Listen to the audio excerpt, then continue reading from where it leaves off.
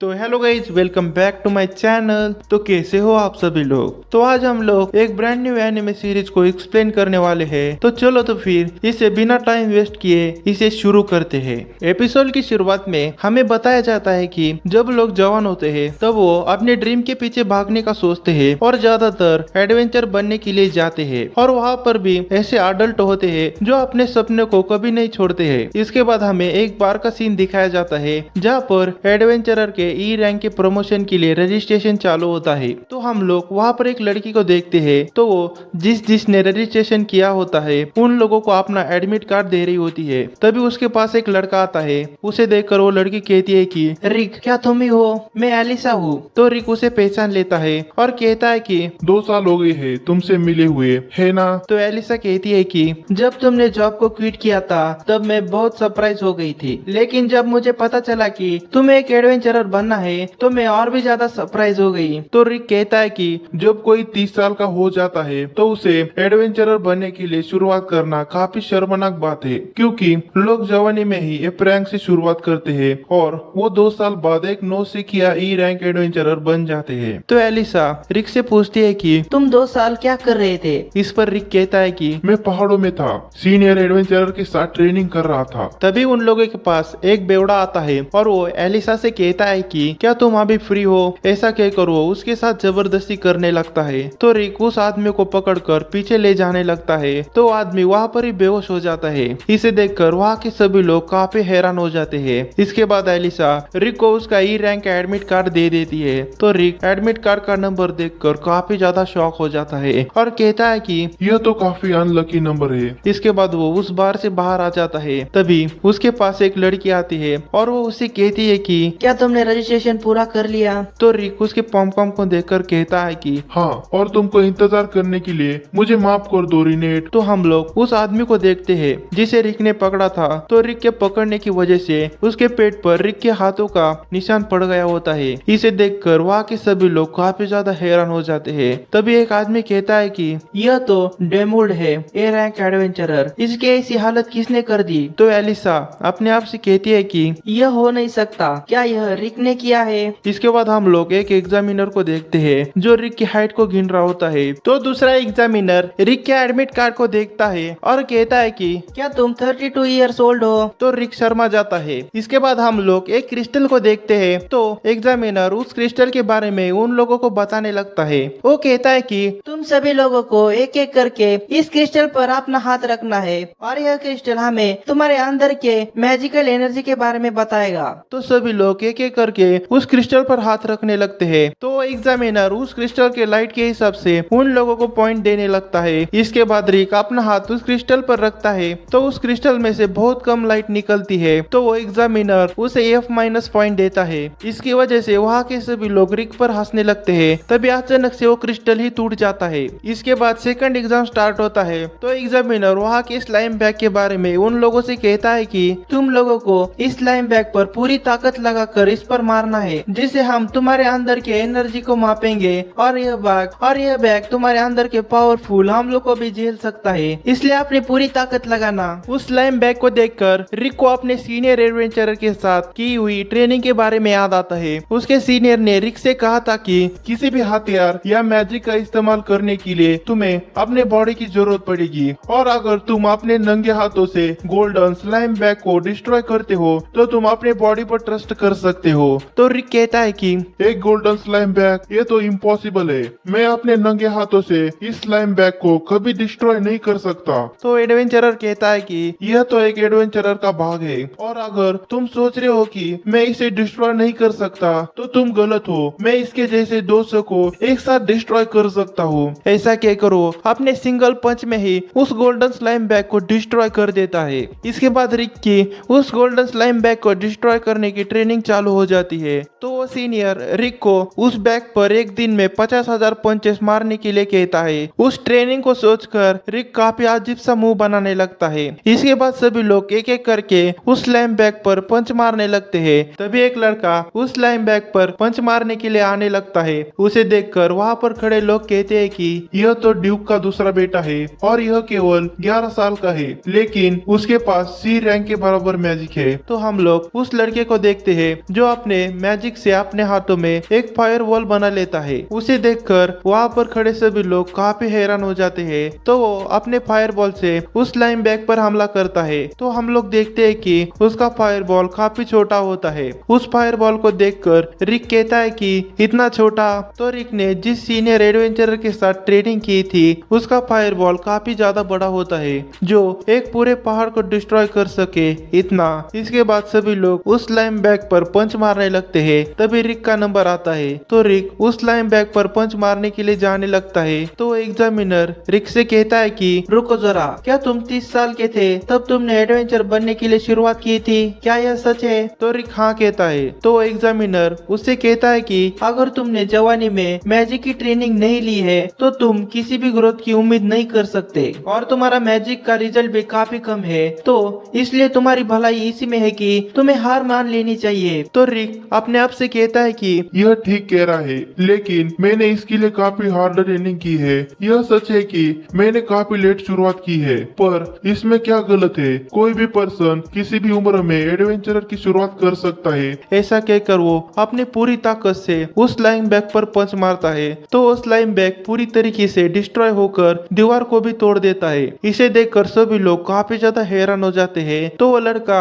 रिक को देखकर कहता है कि उसने तो पूरी तरीके से उसे डिस्ट्रॉय कर दिया, लेकिन कोई बात नहीं, मेरी असली खासियत तो डिफेंस मैजिक है और वो एग्जामिनर हमारे डिफेंस को मापेंगे तो मैं उन लोगों को 1 या 2 मैजिक दिखाऊंगा। तो हम लोग डिफेंस मैजिक के एग्जाम को देखते हैं। तो वहाँ पर भी एक एग्जामिनर रिक पर अपने मैजिक से हमला करता है, लेकिन रिक को उसके मैजिक से कुछ भी नहीं हुआ होता है। इसे देखकर वहाँ के सभी लोग फिर से हैरान हो जाते हैं। तो एग्जामिनर रिक से कहता है कि तुम तो काफी अमेजिंग हो। इस पर रिक कहता है कि शुक्रिया, मैं श्योर हूँ कि मैंने डिफेंसिव मैजिक का इस्तेमाल किया। तो एग्जामिनर कहता है कि क्या यह लेवल 1 का नेचर मैजिक था? तो रिक हाँ कहता है। तो एग्जामिनर कहता है कि फिर मैं इससे ऊपर जाऊंगा और 5 लेवल के नेचर मैजिक का इस्तेमाल करूंगा, इसलिए मैं तुम्हें तुम्हारे 5 लेवल के डिफेंसिव मैजिक का इस्तेमाल करने की सलाह देता हूँ। तो रिक कहता है कि मुझे इसे कहने में शर्म आ रही है, लेकिन मैं अटैक और डिफेंस में सिर्फ लेवल 1 के नेचर मैजिक का इस्तेमाल कर सकता हूँ, पर तुम इसकी चिंता मत करो। तो एग्जामिनर अपने आप से कहता है कि क्या यह मुझे अंडर एस्टिमेट कर रहा है, तो मैं इससे पीछे नहीं हटूंगा। ऐसा कहकर वो अपने लेवल 5 नेचर मैजिक से रिक पर हमला करता है। उसकी वजह से वहाँ पर काफी बड़ा ब्लास्ट होता है। उस ब्लास्ट को दूर पहाड़ पर खड़ा हुआ रॉयल नाइट का फर्स्ट क्लास का सिल्वेस्टर उसे देख लेता है। तो सिल्वेस्टर वहाँ पर आ जाता है और वो कहता है कि यहाँ पर क्या चल रहा है? तो एग्जामिनर सिल्वेस्टर को रिक के बारे में सब कुछ बता देती है। इस पर सिल्वेस्टर कहता है कि एक ये फ्रैंक एडवेंचर ने अपने एक पंच से स्लाइम बैग को डिस्ट्रॉय कर दिया और लेवल 5 के नेचर मैजिक को ब्लॉक कर दिया। क्या यह किसी प्रकार का मजाक है? इसके बाद हम लोग रिक को देखते हैं जो रिटर्न एग्जाम को दे रहा होता है। तो एग्जाम खत्म होने के बाद वो और रिनेट एक साथ बैठे होते हैं। तो रिनेट रिक से कहती है कि तुम्हारा रिटर्न एग्जाम कैसे गया? तो रिक जोश में कहता है कि मुझे भरोसा है कि मुझे अच्छे नंबर मिलेंगे। तो रिनेट कहती है कि तुम्हें 14 साल का एक्सपीरियंस है।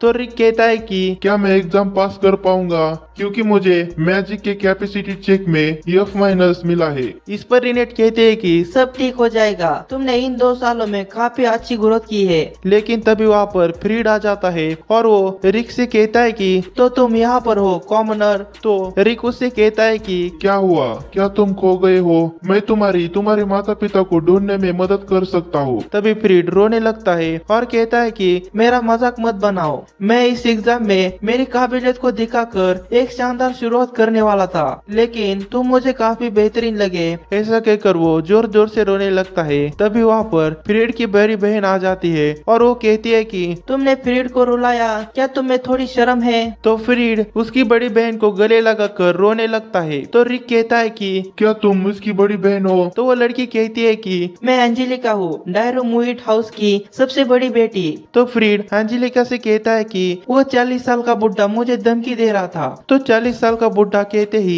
रिक को काफी ज्यादा गुस्सा आता है और वो कहता है कि मैं 30 साल का हूँ। तो एंजेलिका कहते हैं कि तुम्हें कुछ गलतफहमी हो रही है, तुम 40 साल के ही बुढ़े हो। ऐसा कहकर वो अपने हाथ के ग्लव्स को निकालती है और नीचे फेंकती है और वो कहती है कि मैं तुम्हें चैलेंज करती हूँ। तो रिक कहता है कि क्या तुम सीरियस हो? ऐसा कहकर वो उस ग्लव्स को उठाता है और कहता है कि तुमने अपने ग्लव्स को गंदा कर दिया और तुम्हें शायद यह बात पता नहीं होगी, लेकिन यह धोने के बाद भी काम आ सकता है। तभी रिनेट रिक को कहती है कि तुमने उसके ग्लव्स को उठाकर उसके चैलेंज को एक्सेप्ट कर लिया है। इसके बाद हम लोग एक बैटल फील्ड को देखते हैं जहाँ पर उन लोगों की फाइट होने वाली होती है। तो एंजेलिका रिक से कहती है कि मैं यहाँ के नाइट्स की सेकंड क्लास नाइट हूँ और अब मैं इस 40 साल के कॉमनर को सजा दूंगी और यहाँ के बैटल में एक कंडीशन रहती है, जो कोई भी इस बैटल को हार जाता है उसे अपने मरते दम तक जीतने वाले की सेवा करनी पड़ती है। तो रिक डर कर रिनेट से कहता है कि उसने अभी कहा कि वो सेकंड क्लास की नाइट है। तो रिनेट कहती है कि हाँ, और सेकंड क्लास का लेवल बी रैंक के एडवेंचरर के समान होता है। तो रिक हैरान होकर कहता है कि बी रैंक तुम ही हो, अकेले उससे लड़ सकती हो, है ना? तो रिनेट कहती है कि प्लीज उसे आराम से लड़ो। तो रिक कहता है कि नहीं नहीं, मैं तो सिर्फ एफ रैंक का हूँ जिसने अभी एडवेंचरर के एग्जाम को दिया है और मुझे डर लग रहा है मैं यहाँ से जीवित बच पाऊंगा या नहीं। तो रिनेट रिक को कॉन्फिडेंस देते हुए कहती है कि अपने 2 साल की ट्रेनिंग को याद करो। इसे सुनकर रिक अपने ट्रेनिंग के दिनों को याद करने लगता है और उसे याद करके वो काफी अजीब सा मुंह बनाने लगता है। तो रिनेट कहती है कि तुम घबराए हुए तो नहीं हो और तुम्हें अपने आप पर भरोसा रखो और ऑरिचल कम फिस्ट जो इस कॉन्टिनेंट में सबसे स्ट्रॉन्गेस्ट होने के लिए प्राउड करती है, तो वो तुमको अपना मेंबर मानती है। इसे सुनकर रिक को जोश आता है और वो कहता है कि शुक्रिया रिनेट। ऐसा कहकर वो उस बैटल के लिए आगे जाने लगता है और वो अपने आप से कहता है कि मेरी बैटल सेकंड क्लास लेवल के नाइट से है और मुझे पता नहीं है कि मैं इससे कितनी देर टक्कर दे पाऊंगा। तभी एंजेलिका अपनी स्वॉर्ड को बाहर निकालती है और कहती है कि मैं तुम्हें खत्म कर दूंगी। ऐसा कहकर वो काफी तेजी से रिक पर हमला करती है और वो खुद ही उस पर हमला नहीं करती है और वो उससे कहती है कि यह काफी जल्दी होगा, तुम जैसे यह प्रेम को खत्म करना। तभी उसका पीछे का गेट बीच में से कट कर नीचे गिर जाता है। तो वो कहती है कि अब मैं इसे मिस नहीं करूंगी। तो वो फिर से काफी तेजी से रिक पर हमला करती है, पर हम लोग देखते हैं कि रिक को एंजेलिका काफी धीमे आते हुए दिखती है और वो कहता है कि यह इतनी स्लो क्यों आ रही है? इसने तो फ्लैश कहा था ना। तो वो एंजेलिका के हमले को बड़ी आसानी से डॉज करता है। तो एंजेलिका कहती है कि इसने ऐसे कैसे कर दिया? इस हमले पर तो सिर्फ फर्स्ट क्लास का नाइट ही रिएक्ट कर सकता है। तो वो रिक से कहती है कि तुम इस अटैक से लकीली बच गए, लेकिन दूसरी बार ऐसा नहीं होगा। और वो फिर से उस पर हमला करती है, पर वो रिक को फिर से स्लो आते हुए दिखने लगती है और वो फिर से उसके अटैक को डॉज करता है। तो एंजेलिका को काफी गुस्सा आता है और वो अपनी पूरी ताकत से उस पर हमला करती है, लेकिन रिक को उसका हमला पिछली बार से थोड़ा फास्ट आते हुए दिखने लगता है, पर वो उस हमले को फिर से डॉज करता है। तो एंजेलिका अपने आप से कहती है कि मैं इस हमले को सिर्फ 2 बार ही इस्तेमाल कर सकती हूँ। क्या मैं इसे इस्तेमाल करूँ? अगर यह पहली बार काम नहीं करा है तो मुझे लगातार काफी तेजी से हमला करने की जरूरत है। ऐसा कहकर वो फिर से हमला करने लगती है। तो रिक उसके हमले को फिर से डॉज करता है। तभी हम लोग एंजेलिका को देखते हैं। उसने काफी तेजी से हमला करने की वजह से उसके पैर में मोच आ जाती है, फिर भी वो खड़े होकर अपनी पूरी ताकत से उस पे हमला करती है। पर इस बार रिक उस पर अटैक करने के लिए तैयार हो जाता है, लेकिन तभी हम देखते हैं कि एंजेलिका का पैर एक पत्थर में फंस जाता है और वो फिसलती हुई रिक के पास आने लगती है। तो रिक अपनी पूरी ताकत से उस पर हमला करता है, लेकिन एंजेलिका उसके हमले से बच जाती है। लेकिन हम लोग देखते हैं कि रिक के पंच की वजह से वो पूरी जमीन के अंदर गड्ढा गिर जाता है। इसे देखकर एंजेलिका काफी ज्यादा डर जाती है और वो सरेंडर कर देती है। तो रिक कहता है कि तुम्हारे उस कंडीशन का क्या हुआ? इसे सुनकर एंजेलिका वहाँ से भाग जाती है। तभी रिनेट उसके पास आती है और वो रिक से कहती है कि ब्रोस्टन और वो लोग यहाँ जल्दी ही पहुँच जाएंगे। इसे सुनकर वो काफी ज्यादा हैरान हो जाता है और वो कहता है कि वो लोग यहाँ पर क्यों आ रहे हैं? तो रिनेट कहती है कि वो लोग तुम्हारा प्रदर्शन देखने आ रही है। तो हम लोग रिक के सीनियर्स को देखते हैं जो काफी खतरनाक लग रहे होते हैं। तो इसी के साथ ही एपिसोड हो जाता है खत्म। तो मिलते हैं अगले एपिसोड के एक्सप्लेनेशन में, तब तक के लिए बाय बाय।